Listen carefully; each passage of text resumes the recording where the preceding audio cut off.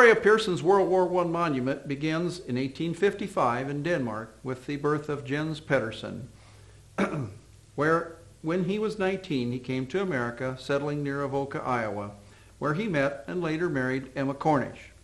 To this union were added 3 daughters and 3 sons. In the late 1880s, the family moved to Union Township, east of Pearson, Iowa. Jens farmed until 1917 when the family moved to town where they spent the remainder of their lives. Tragedy seemed to follow the Pedersen household. Of his 6 children, 2 died before reaching the age of 10, and a son, Harrison Franklin, before the age of 30. Events in Europe soon led Harry Pedersen to join the 58th Infantry, part of the Army Expeditionary Force headed by General John Blackjack Pershing. America's entry into the Great War was the first widespread use of U.S. forces in the effort to stop the giant German war machine. Doughboys traveled by train, embarked on Atlantic ferry transports escorted by Royal Navy destroyers. Hundreds of thousands of men crossed the Atlantic, bound for Liverpool and then France.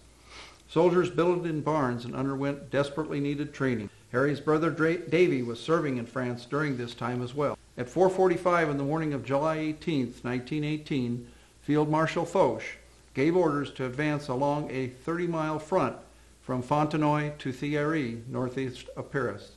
The Germans were caught by surprise, and by 5:30 the U.S. forces and their allies had captured the town of Torcy.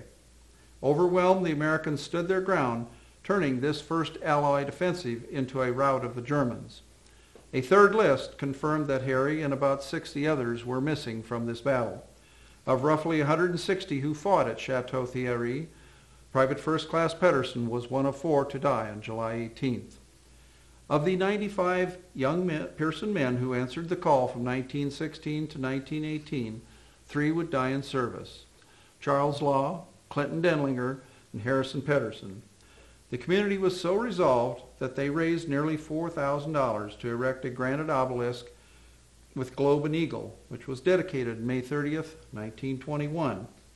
Each year on Memorial Day, services are held in front of this stately monument as an act of remembrance of all who gave some, and some of whom gave all. A phrase used on the Pearson Centennial Parade float in 1983 simply states monumental achievements.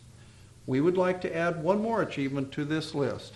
With this grant, we will replace the steps, walkway, and curbing surrounding this wonderful monument. We thank you for your time and interest in this project.